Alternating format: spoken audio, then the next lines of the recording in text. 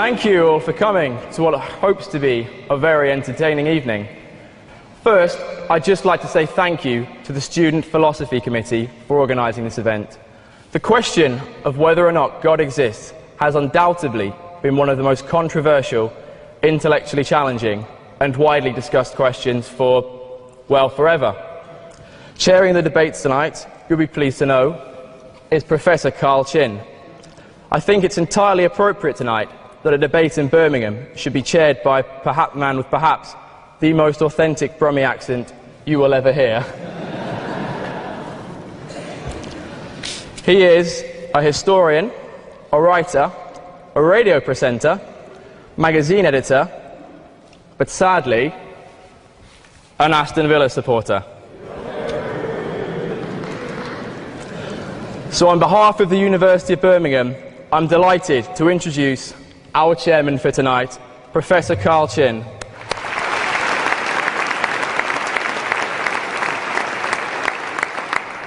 Good evening, everybody. Good evening, everybody. To an evening of debate and discourse. And welcome to the University of Birmingham for those of you who are not from the university, and to this magnificent and splendid setting of the Great Hall. Our two debaters this evening are Professor William Craig and Professor Peter Milliean. Professor Craig is a leading Christian philosopher, a defender of Christianity in debates and lectures across the world. He's the author of numerous books and articles, and he is Research Professor of Philosophy at Talbot School of Theology in La Mirada, California. Interestingly, Professor Craig gained his doctorate in philosophy here in 1977 at the University of Birmingham, and it was here that he researched his column, Cosmological Arguments, which is so important to his work today. He then moved on to Germany, to Belgium, and is well known now across the globe. Professor Milliean, our other distinguished debater this evening, is a skeptic, and Gilbert Ryle Fellow and Professor of Philosophy at Hertford College at Oxford University. He's also Oxford University Reader in Early Modern Philosophy. Previously, Professor Milliean was at the University of Leeds for 20 years. He was employed both in philosophy and computing, and he retains a keen interest in computing, which he sees as closely related to philosophy in many ways. Professor Milliean's philosophical interests abroad, although most recently his research has founded on one person in particular, another skeptic, David Hume, the 18th century Scottish philosopher, historian, economist and essayist, known especially for his philosophical empiricism and his scepticism, and of course a key figure in the Scottish Enlightenment. Thank you again for your attendance in such great numbers, and may I welcome to the stage Professor Craig. Thank you.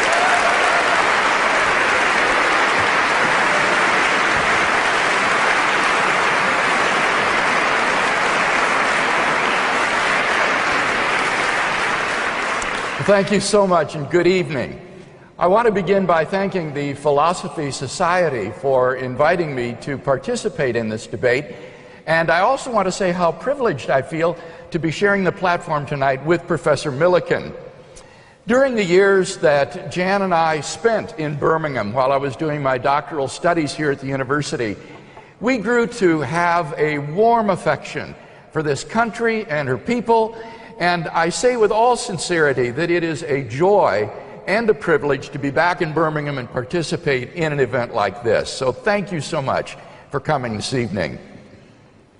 Now, in tonight's debate, I'm going to defend two basic contentions. First, that there are good reasons to think that theism is true, and secondly, that there are not comparably good reasons to think that atheism is true. Now, I'll leave it up to Professor Milliean to present his arguments for atheism before I respond to them. In this opening speech, I want to sketch briefly 5 reasons in favor of God's existence. As a professional philosopher, I think that God makes sense of a wide range of the data of human experience, including philosophical, scientific, moral, historical, and existential considerations. So, what are some of these data? Well, number one, the origin of the universe. Have you ever asked yourself where the universe came from? Why anything at all exists? Well, typically atheists have said that the universe is just eternal and uncaused. But there are good reasons, both philosophical and scientific, which call that assumption into question. Philosophically, the idea of an infinite past is very problematic. If the universe never had a beginning, that means that the number of past events in the history of the universe is infinite. But the real existence of an actually infinite number of things leads to metaphysical absurdities. For example, suppose you had an infinite number of coins, numbered 1, 2, 3, and so on to infinity, and I took away all the odd-numbered coins. How many coins would you have left? Well, you'd still have all the even-numbered coins, or an infinity of coins. So, infinity minus infinity is infinity. But now suppose instead that I took away all of the coins numbered greater than 3. Now how many coins would you have left? 3. So infinity minus infinity is 3. In each case, I took away an identical number of coins from an identical number of coins and came up with contradictory results. In fact, you can subtract infinity from infinity and get any answer from 0 to infinity. For this reason, inverse operations like subtraction and division are simply prohibited in transfinite arithmetic. But in the real world, no such convention has any sway. Obviously, you can give away whatever coins you wish. This and many other examples suggest that infinity is just an idea in your mind, not something that exists in reality. But that entails that past events, since they're not just ideas but are real, must be finite in number. Therefore, the series of past events can't go back forever. Rather, the universe must have begun to exist. This conclusion has been confirmed by remarkable discoveries in astronomy and astrophysics. We now have pretty strong evidence that the universe is not eternal in the past, but had an absolute beginning a finite time ago. In 2003, Arvin Board, Alan Guth, and Alexander Vilenkin were able to prove that any universe, which is on average in a state of cosmic expansion throughout its history, cannot be infinite in the past, but must have a past space-time boundary. What makes their proof so powerful is that it holds regardless of the physical description of the very early universe. Because we don't yet have a quantum theory of gravity, we are not able to provide a physical description of the first split second of the early universe. But the Bohr-Guth-Vilenkin theorem is independent of any such physical description of that moment. Their theorem implies that the quantum vacuum state of the early universe, which some popularizers have misleadingly and inaccurately characterized as nothing, cannot be eternal in the past, but must have had an absolute beginning. Even if our universe is just a tiny part of a so-called multiverse composed of many universes, their theorem requires that the multiverse itself must have a beginning. Now, of course, highly speculative scenarios like loop quantum gravity models, string models, even closed time-like curves have been proposed to try to avoid this absolute beginning. However, these models are fraught with problems, and the bottom line is that none of these theories, even if true, succeed in restoring an eternal past. At most, they just push the beginning back a step. But then the inevitable question arises. Why did the universe come into being? What brought the universe into existence? Some intrepid atheists have said that the universe just popped into being without a cause. But surely that's metaphysically impossible. For such a conclusion is, in the words of the philosopher of science, Bernhard Kanitscheider, in head-on collision with the most successful ontological commitment in the history of science, namely the metaphysical principle that out of nothing, nothing comes. So, why does the universe exist instead of just nothing? Where did it come from? There must have been a transcendent cause which brought the universe into being. We can summarize our argument thus far as follows.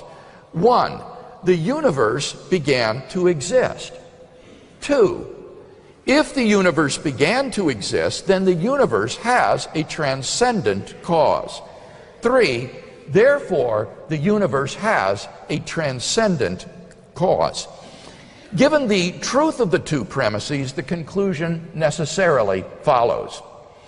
Now, from the very nature of the case, this cause must be an uncaused, changeless, timeless, and immaterial being which created the universe. It must be uncaused because we've seen there cannot be an infinite regress of causes. It must be timeless and therefore changeless, at least without the universe, because it created time. Because it also created space, it must transcend space as well, and therefore be immaterial, not physical. Now, there are only two possible candidates that could possibly fit such a description. Either an abstract object, like a number, or else an unembodied mind or consciousness. But abstract objects don't stand in causal relationships. The number 7, for example, can't cause anything. And therefore it follows logically that the transcendent cause of the universe is an unembodied mind. And thus we're brought not merely to an uncaused cause of the universe, but to its personal creator. Number 2, the fine-tuning of the universe for intelligent life. In recent decades, scientists have been stunned by the discovery that the initial conditions of the Big Bang were fine-tuned for the existence of intelligent life with a delicacy and precision that literally defy human comprehension. This fine-tuning is of two sorts. First, when the laws of nature are expressed as mathematical equations, you find appearing in them certain constants, like the gravitational constant. These constants are not determined by the laws of nature. Second, in addition to these constants, there are certain arbitrary quantities which are just put in as initial conditions on which the laws of nature operate. For example, the amount of entropy in the early universe. Now, all of these constants and quantities fall into an extraordinarily narrow range of life-permitting values. Were these constants and quantities to be altered by less than a hair's breadth, the life-permitting balance would be destroyed and life would not exist. We now know that life-prohibiting universes are incomprehensibly more probable than any life-permitting universe. Now, there are only 3 possible explanations of this extraordinary fine-tuning: physical necessity, chance, or design. Now, it can't be due to physical necessity because, as we've seen, the constants and quantities are independent of the laws of nature. So, maybe the fine-tuning is due to chance. After all, highly improbable events happen every day. But what serves to distinguish chance events from design is not simply enormous improbability, but also the presence of an independently given pattern to which the event conforms. For example, in the movie Contact, scientists are able to distinguish a signal from outer space from random noise, not just by its improbability, but by its conforming to the pattern of the prime numbers. The fine-tuning of the universe for intelligent life exhibits just that combination of incomprehensible improbability and an independently given pattern that are the earmarks of design. Hence, we have good reason to think that, too, the fine-tuning is not due to either physical necessity or chance, from which we may conclude, therefore, it is due to design. And thus, the fine-tuning of the universe implies the existence of a designer of the cosmos. Number 3, the existence of objective moral values and duties in the world. Our first two arguments give us a creator and designer of the universe, but they don't tell us anything about his moral character. How can we know that he is good? My third argument addresses that question. Premise 1 states, if God did not exist, objective moral values and duties would not exist. By objective moral values, I mean values which are valid and binding independently of whether people believe in them or not. Many theists and atheists alike agree that if God does not exist, then moral values and duties are not objective in this sense. For example, Michael Ruse, an agnostic philosopher of science, explains, morality is a biological adaptation, no less than our hands and feet and teeth. Considered as a rationally justifiable set of claims about an objective something, ethics is illusory. Morality is just an aid to survival and reproduction, and any deeper meaning is illusory. On a naturalistic view, moral values are just the byproduct of biological evolution and social conditioning. Just as a troop of baboons exhibit cooperative and even altruistic behavior because natural selection has determined it to be advantageous in the struggle for survival, so their primate cousins, Homo sapiens, exhibit similar behavior for the same reason. As a result of socio-biological pressures, there has evolved among Homo sapiens a sort of herd morality, which functions well in the perpetuation of our species.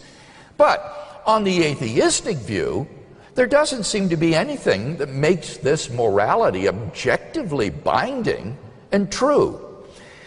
But that leads to our second premise, that objective moral values and duties do exist. In moral experience, we apprehend a realm of moral values and duties that impose themselves upon us. There's no more reason to deny the objective reality of moral values than the objective reality of the physical world. Just as in the absence of some defeater, we are rational to trust the deliverances of our senses, that there really is a world of physical objects out there, so in the absence of some defeater, we are rational to trust the deliverances of our moral apprehensions. And there is no such defeater. As philosopher Louise Anthony so nicely puts it, any argument for moral skepticism is going to be based upon premises which are less obvious than the reality of objective moral values themselves. Actions like rape, cruelty, and child abuse aren't just socially unacceptable behavior. They're truly evil. Michael Ruse himself admits, and I quote, "The man who says it is morally acceptable to rape little children is just as mistaken as the man who says 2 + 2 = 5. Some things, at least, are really wrong. But then it follows logically and inescapably that 3, therefore, God exists. Some people think that the evil in the world disproves God. I think the exact opposite is true. Real evil in the world actually serves to prove the existence of God, since without God to ground objective moral values, good and evil as such would not exist. Number 4, the historical facts concerning Jesus of Nazareth. The historical person, Jesus of Nazareth, was a remarkable individual. Historians have reached something of a consensus that Jesus came on the scene with an unprecedented sense of divine authority, the authority to stand and speak in God's place. He claimed that in himself the kingdom of God had come, and as visible demonstrations of this fact, he carried on a ministry of miracle working and exorcisms. But the supreme confirmation of his claim was his resurrection from the dead. If Jesus really did rise from the dead, then it would seem that we have a divine miracle on our hands and thus evidence for the existence of God. Now, most people would probably think that the resurrection of Jesus is something you just believe in by faith or not. But there are actually three facts recognized by the majority of historians today, which I believe are best explained by the resurrection of Jesus. Fact number one, on the Sunday after his crucifixion, Jesus' tomb was found empty by a group of his women followers. According to Jakob Kramer, an Austrian specialist, by far most scholars hold firmly to the reliability of the biblical statements about the empty tomb. Fact number two, on separate occasions, different individuals and groups of people saw appearances of Jesus alive after his death. According to the prominent New Testament critic Gert Ludemann, it may be taken as historically certain that the disciples had experiences after Jesus' death in which Jesus appeared to them as the risen Christ. And fact number three, the original disciples suddenly came to believe in the resurrection of Jesus despite having every predisposition to the contrary. Jews had no belief in a dying and executed Messiah, and Jewish beliefs about the afterlife precluded anyone's rising from the dead to glory and immortality before the end of the world. Nevertheless, the original disciples came to believe so strongly that God had raised Jesus from the dead that they were willing to die for the truth of that belief. Attempts to explain away these three great facts, like the disciples stole the body or Jesus wasn't really dead, have been universally rejected by contemporary scholarship. The fact is that there just is no plausible, naturalistic explanation of these facts. And therefore, it seems to me the Christian is amply justified in believing that Jesus rose from the dead and therefore was who he claimed to be. But that entails that God exists. Finally, number five, the personal experience of God. This isn't really an argument for God's existence. Rather, it's the claim that you can know that God exists wholly apart from arguments, simply by immediately experiencing him. This was the way people in the Bible knew God. As Professor John Hick, my doctoral supervisor, explains, God was known to them as a dynamic will, interacting with their own wills, a sheer given reality, as inescapably to be reckoned with as destructive storm and life-giving sunshine. To them, God was not an idea adopted by the mind, but an experienced reality which gave significance to their lives. Now, if this is so, there's a danger that arguments for God could actually distract our attention from God himself. If you're sincerely seeking God, God will make his existence evident to you. The Bible promises, draw near to God, and he will draw near to you. We mustn't so focus on the external proofs that we fail to hear the inner voice of God to our own heart. For those who listen, God becomes an immediate reality in their lives. In conclusion, then, if Peter wants us to believe that God does not exist, he must first tear down all five of the arguments for God's existence that I presented, and then in their place erect a case of his own to prove that God does not exist. Unless and until he does that, I think we should conclude that theism is the more rational worldview.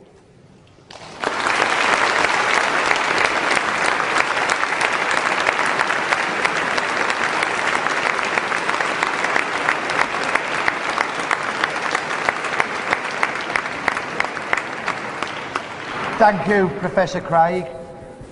And may I now ask you to welcome to the lectern Professor Milliean, who will have 20 minutes equally to present his arguments and his position with regard to our debate this evening, Does God Exist? Professor Milliean.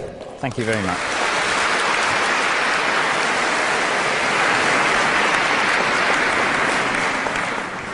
Thank you very much.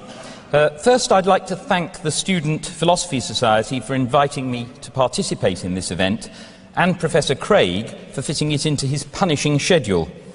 As an academic philosopher, I don't get many opportunities to have my thoughts considered by so many people, but Bill's pulling power has ensured a good turnout.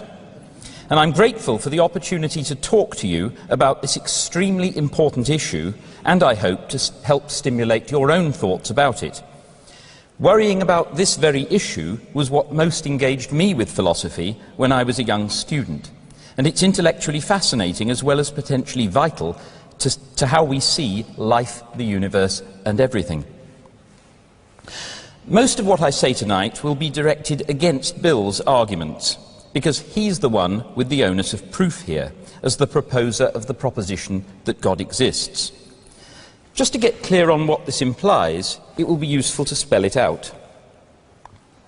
So I call this the Christian God hypothesis, that the universe was created by an omnipotent, omniscient, morally perfect being who cares specially about mankind and who acted historically through Jesus of Nazareth. This is a specific factual claim, and we're discussing the evidence for and against its truth. So I'm not going to consider the merits or otherwise of religious practice, the consolation of religious belief, nor any alternative supernaturalist beliefs.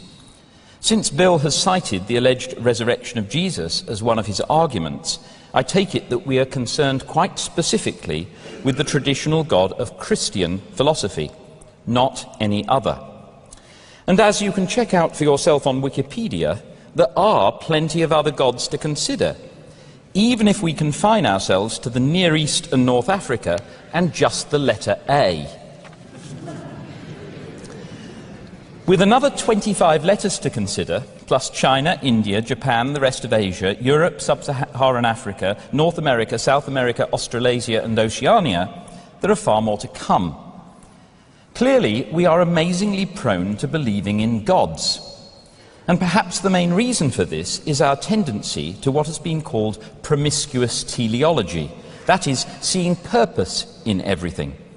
Young children naturally think of inanimate objects as acting with a purpose. For example, in a recent experiment, a majority of 7- and 8-year-olds endorsed the explanation that mountains exist to give animals a place to climb, in preference to the alternative that mountains exist because volcanoes cooled into lumps. We humans are also very prone to seeing patterns in things and looking for reasons for anything we notice, even if it happens to be coincidence.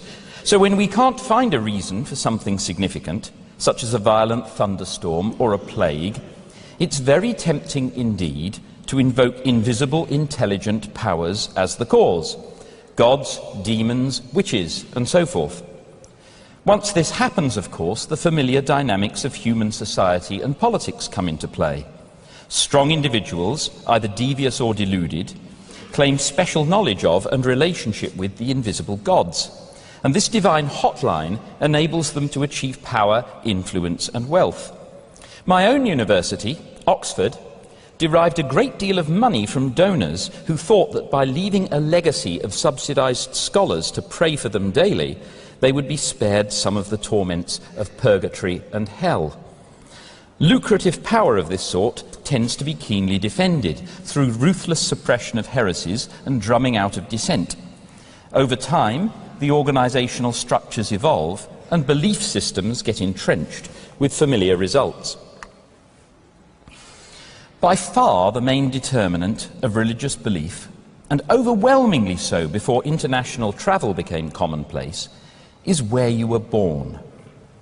This clearly isn't consistent with the hypothesis that people generally adopt their religion on the basis of rational considerations. No, it's manifestly a cultural phenomenon, with traditional beliefs cascading down the generations quite independently of whether there's any good reason for holding them. Science used to be rather like that too, when it was thought that Aristotle and the Bible gave the key to everything. Aristotle's science developed from the same promiscuous teleology I mentioned a moment ago.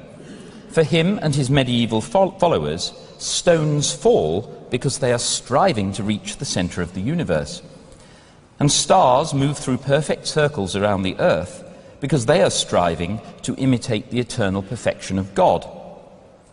We know better in the wake of Galileo, Kepler and Newton, but that was 2,000 years after Aristotle had died.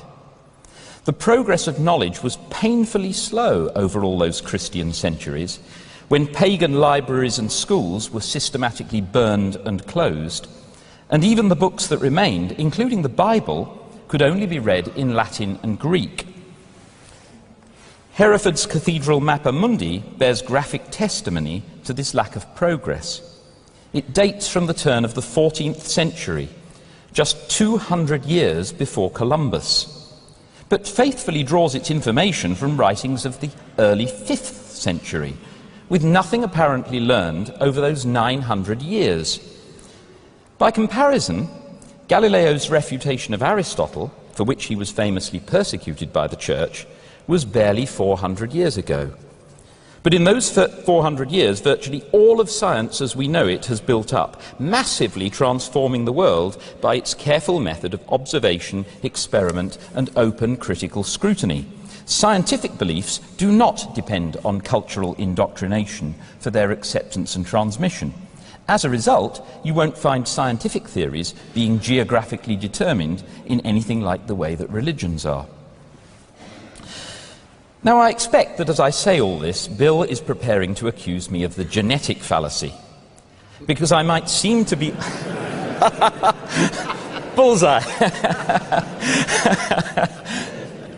Because I might seem to be arguing that because the belief in the Christian God has dubious origins, therefore it must be false. But that's not what I'm saying. Of course, it's possible that the belief in God could be true, even if we hold it for feeble reasons. But my point is that if some method of acquiring beliefs leads to lots of different and conflicting beliefs, then that method obviously cannot be relied on. Now, many of the religious belief systems around the world do clearly conflict with each other, so they cannot all be true. Indeed, if we focus on those religions that make an exclusive claim to truth, such as Judaism, Christianity and Islam, at most one of these can be true. However, they could well all be false. Since these beliefs are typically acquired and maintained in much the same way, from parents, by religious education, from charismatic preachers, ancient holy books, appeal to religious experience, and so forth, it follows that these methods of acquiring and maintaining beliefs cannot be relied upon to deliver truth. This should give pause to the honest believer, sincerely searching after truth, when he or she finds that many other people, thinking in the same sorts of ways, have come to such incompatible conclusions. Now, if you've been brought up within a Christian culture, it's natural to think that the choice is between Christianity and atheist naturalism. Either God exists, or there's no supernatural at all. And in that context, it's tempting to think that before examining the question in detail, it's a 50-50 probability. So when you come to a debate like this one, you might feel that neither of us has more burden of proof than the other. But this is quite wrong. Because in arguing for the Christian God, Bill is supporting just one supernaturalist system out of thousands, whereas I am doubting whether there is good reason to believe in any disembodied supernatural intelligence. There is a total lack of any solid scientific evidence for such disembodied intelligence. All well-attested examples of intelligent behaviour rely on a complex physical structure, a brain, or perhaps in the future a computer. Moreover, all well-attested examples of perception and mental causation rely on physical intermediaries, light rays, signals travelling down nerves, and so forth.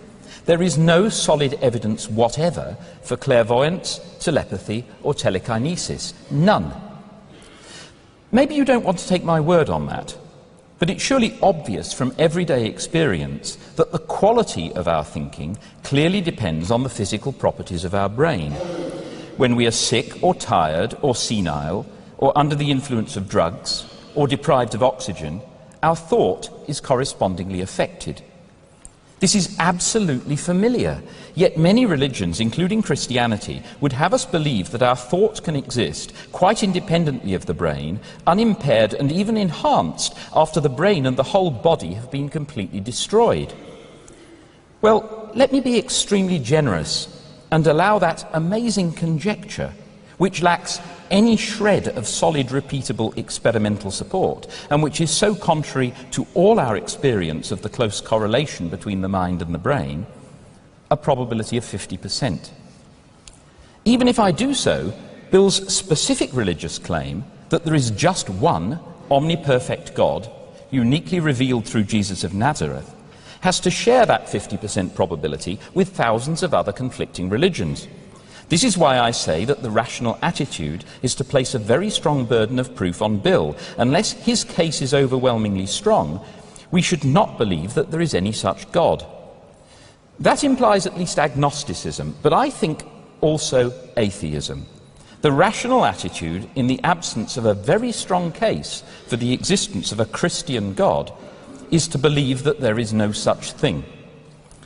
Just as the rational attitude towards any speculative theory, in the absence of a strong case in favour, is to presume that it is probably false. Speculative religious theories are a dime a dozen, and the vast majority of them have to be false. Why should we suppose that this one is any exception to the rule? So how strong is Bill's case for the Christian God? I'll start with his favourite Kalam cosmological argument, the first part of which usually goes like this, and I'm presenting it slightly different from the way Bill has tonight. I prefer this way because it divides it into two stages, as we'll see. So we have whatever begins to exist has a cause, the universe began to exist, therefore the universe has a cause. The argument is, of course, logically valid. Indeed, the conclusion follows trivially from the premises. But I'm not persuaded by either of the premises. Where is the evidence that whatever begins to exist has a cause? Certainly I have plenty of experience of change in the world and of new things being formed from old, as when a house is built or a plant grows from seed. And as far as I can tell, such changes that I have experienced are indeed causally governed. But these changes were all rearrangements of existing materials, and I've never experienced things coming into existence from nothing.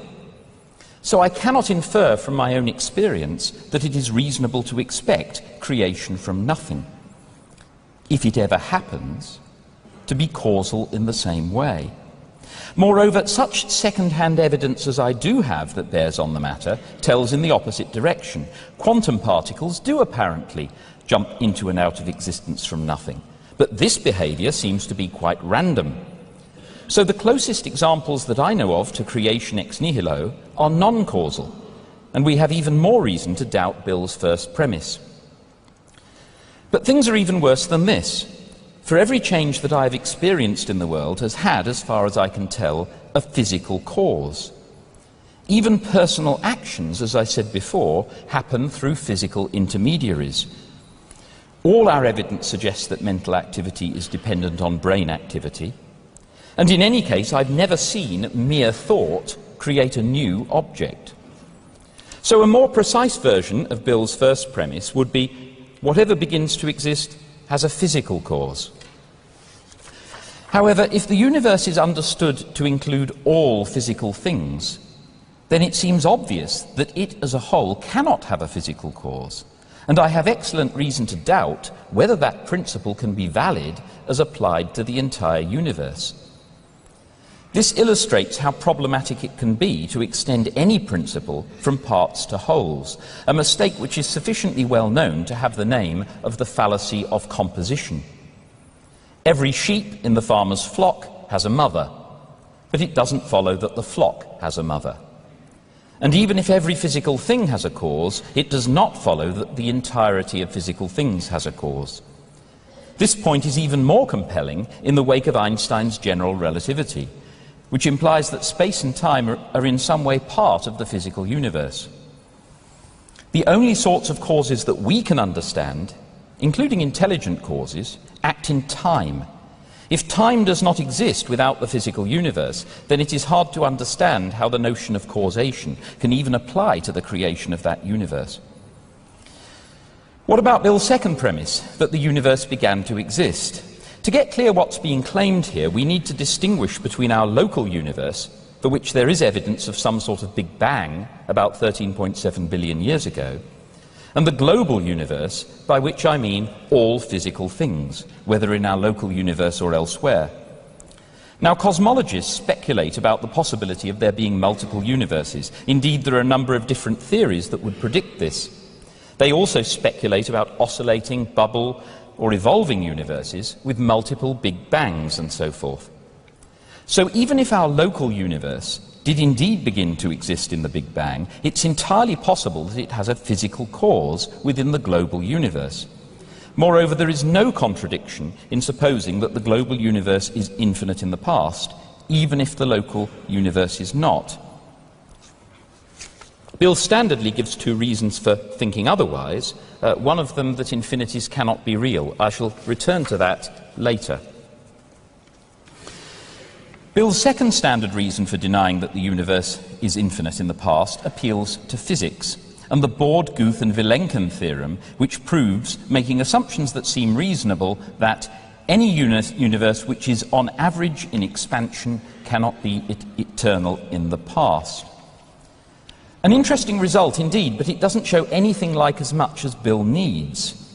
In response to the question, does your theorem prove that the universe must have had a beginning? Alex Vilenkin answers, no, but it proves that the expansion of the universe must have had a beginning. You can evade the theorem by postulating that the universe was contracting prior to some time. And there are theories, such as loop quantum cosmology and Harava gravity, that suggest precisely such a prior contraction before the Big Bang. In any case, the bottom line is that as things stand now, it's impossible to have any confidence in tracing our physical theories back to or beyond the Big Bang. They would imply an initial singularity, a point of infinite density, temperature, pressure and curvature, which presumably on Bill's principles would be impossible anyway, since he says infinities aren't real.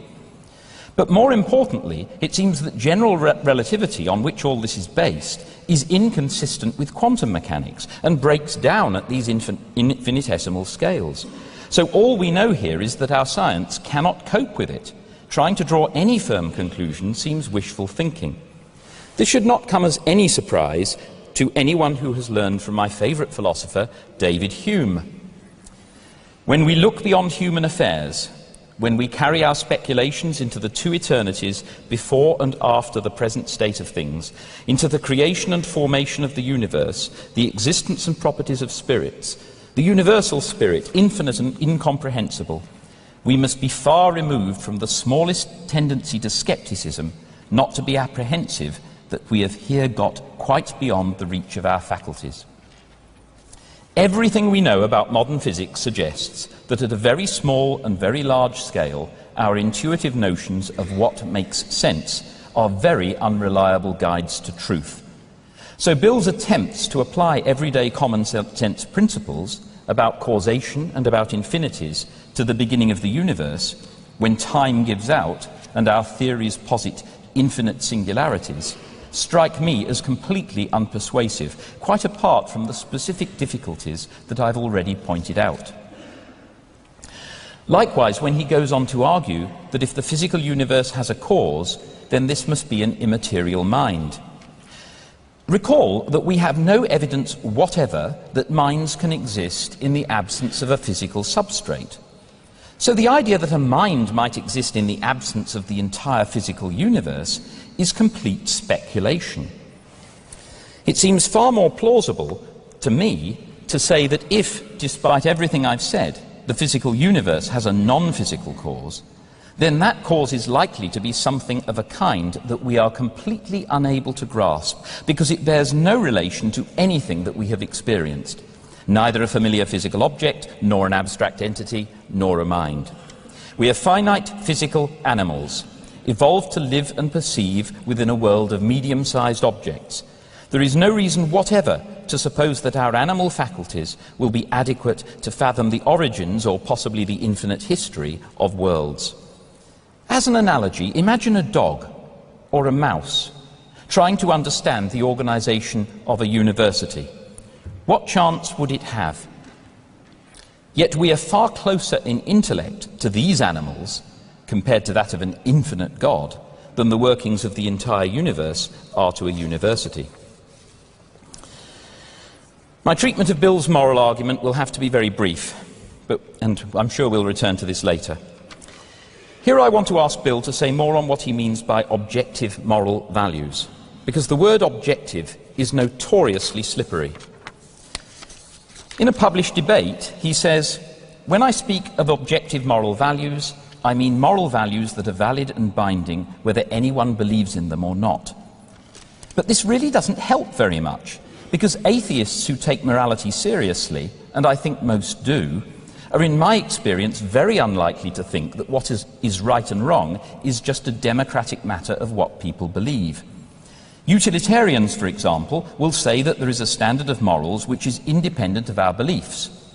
People might universally believe that beating children is a good thing, which increases the sum of human happiness or whatever, but be wrong.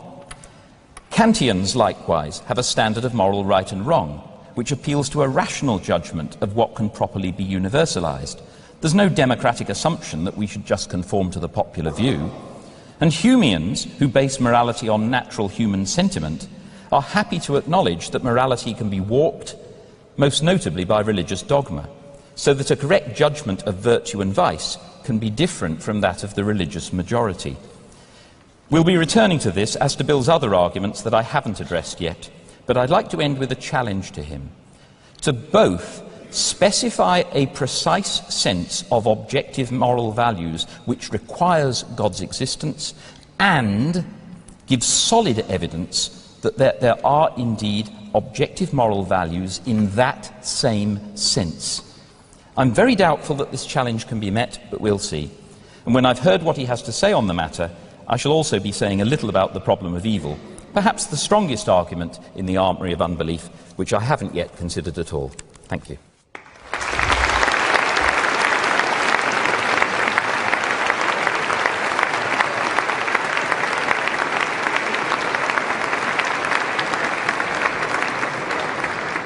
Thank you, Professor Milliean, and can I thank both our speakers so far for not only the deep knowledge and philosophy that they bring to the debate, but also the courtesy that they are bringing to a debate, which we should always bear in mind when we disagree with each other. For the first rebuttal, Bill, would you return?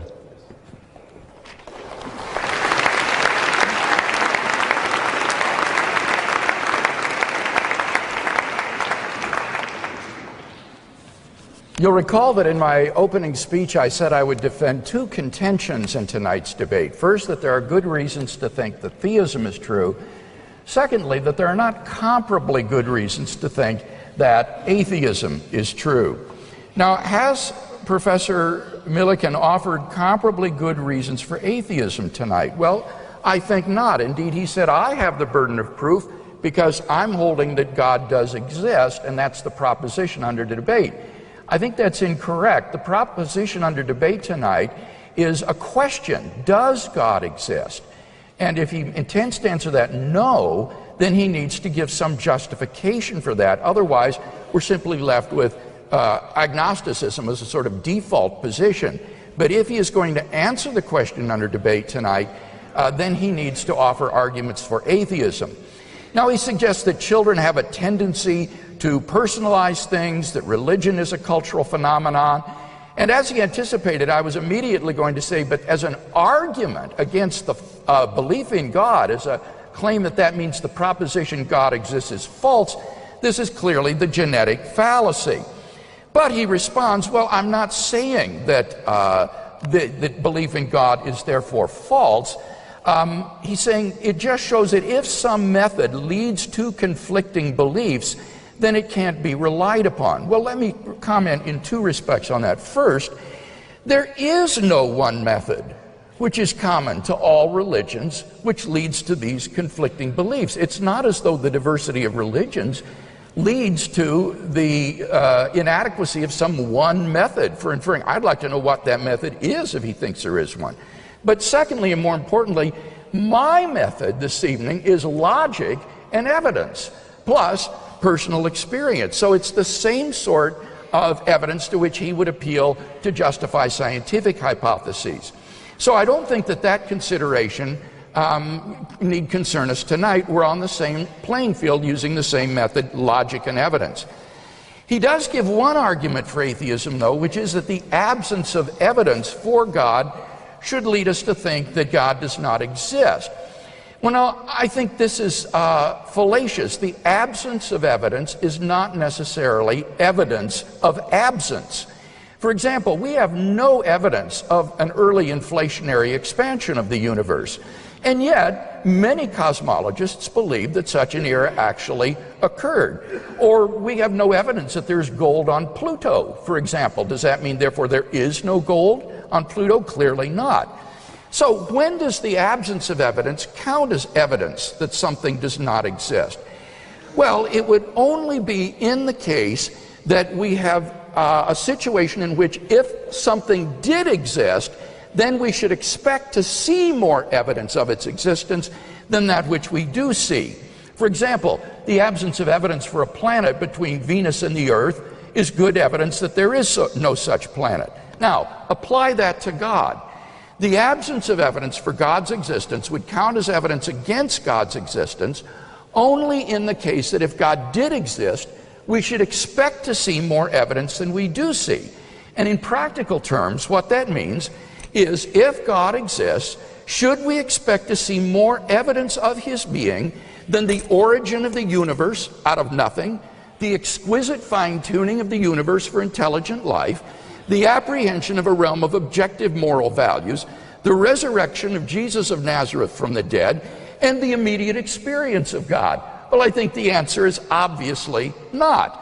So to carry this point, Dr. Milliean needs to prove that it is highly probable that if God exists, then we should have more evidence of his existence than that which we do have. And I think that's sheer speculation. So we haven't heard any really good arguments tonight to think that God does not exist. How does he respond to my arguments for God's existence? Well, my first argument, if we can go back to my PowerPoint, it doesn't look, oops, sorry, Peter. Shall I help? No, that's all right. My first argument was based on the origin of the universe. And I argued first that the universe began to exist. And here he says, well, but look, there are different multiverse scenarios, various models of the universe. I talked about those in my opening speech and explained that the Born-Guth-Vilenkin theorem applies to those and shows a beginning of the universe. And then he says, but Vilenkin says that you can avoid the Born-Guth-Vilenkin theorem by positing a contraction prior to this one. Now, this is a statement from a letter of Vilenkin to Victor Stenger, which is very often quoted out of context by atheists. Let me read you the full context. Vilenkin says, you can evade the theorem by postulating that the universe was contracting prior to some time. This sounds as if there is nothing wrong with having a contraction prior to expansion. But the problem is that a contracting universe is highly unstable. Small perturbations would cause it to develop all sorts of messy singularities, so it would never make it to the expanding phase. So he says, if someone asks me whether or not the theorem I proved with Born-Guth implies that the universe had a beginning, I would say that the short answer is yes. If you are willing to get into subtleties, then the answer is no, but. That is to say, you've got the problem with the messy singularities that prevent re-expansion. So in fact, the Born-Guth-Vilenkin theorem does imply an absolute beginning of the universe. Dr. Milliean says, but we need a quantum theory of gravity to describe the early universe. The Born-Guth-Vilenkin theorem is independent of that. Vilenkin says, the remarkable thing about this theorem is its sweeping generality. We did not even assume that gravity is described by Einstein's equations. So if Einstein's gravity requires some modification, our conclusion will still hold. So it isn't affected by having a quantum gravity description. Here's Vilenkin's conclusion. It is said that an argument is what convinces reasonable men, and a proof is what it takes to convince even an unreasonable man. With the proof now in place, cosmologists can no longer hide behind the possibility of a past eternal universe. They have to face the problem of a cosmic beginning. So we've got good cosmological evidence that the universe began to exist, and Peter has yet to address my philosophical arguments against the infinity of the past.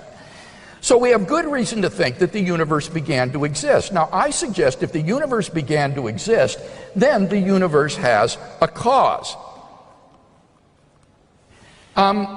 Here, Dr. Milliean says, but we don't experience creation out of nothing. That's right. But rather, we don't experience things coming into being without material causes. That's true. But if something cannot come into being without an efficient cause, it is even doubly impossible for it to come into being without an efficient cause and a material cause. This is even more absurd than something coming into being without an efficient cause. David Hume, so beloved to Professor Milliean, said, I never asserted so absurd a proposition that anything might arise without a cause. I only maintain that our certainty of the falsehood of that proposition proceeded neither from intuition nor demonstration, but from another source. Even someone like Hume recognized that it's absurd to think that something could pop into being with neither a material nor an efficient cause. Dr. Milliean says, but quantum physics posits the origin of things out of nothing. Not at all. As I said in quantum physics, the vacuum is a sea of fluctuating energy. It is not nothing. Baunif Konichider, the philosopher of science, says, vacuum fluctuation models are far from being a spontaneous generation of everything from naught. But the origin of that embryonic bubble is really a causal process leading from a primordial substratum with a rich physical structure to a materialized substratum of the vacuum. This process includes that weak kind of causal dependence peculiar to every quantum mechanical process. So quantum physics is not an exception to the principle that if the universe began to exist, the universe has a cause. Finally, Dr. Milliean says this commits the fallacy of composition, reasoning that because a property is held by a part of a thing, therefore it's held by the whole of thing. The argument isn't reasoning from composition. I'm not saying because every part of the universe has a cause, the whole universe has a cause. Rather, what I'm saying is that it's metaphysically absurd to think that things can pop into being out of non-being. Think of what non-being is. It has no powers. It has no properties. It has no potentialities. So how can the universe pop into being uncaused from literal non-being? That's clearly metaphysically impossible. It is far more plausible to think that the potentiality of the universe's existence lay in the power of God to create it. Professor Milliean's final objection to the Kalam argument is that there is no such thing as an unembodied mind, so that it cannot be a mind. However, my argument is an argument for the existence of an unembodied mind. There must be a cause of the universe. It cannot be material, so it's either got to be an abstract object or an unembodied mind, and it can't be an abstract object. Besides that, I think we're acquainted with ourselves as immaterial persons. Reductive materialism doesn't work because material properties are not the same as mental properties. For example, the brain is not jubilant or sad. And epiphenomenalism, the view that the physical brain has mental properties, is incompatible with properties like self-identity over time, intentional states, freedom of the will, and mental causation. And so I think the best view of human beings is some sort of substance dualism interactionism, that we as immaterial agents are linked with physical bodies and have the ability to cause physical effects in the world. And similarly, God can cause physical effects in the world, much as my mind or soul can cause physical effects in my body. And Dr. Milliean hasn't given any reason or argument to think that this is impossible.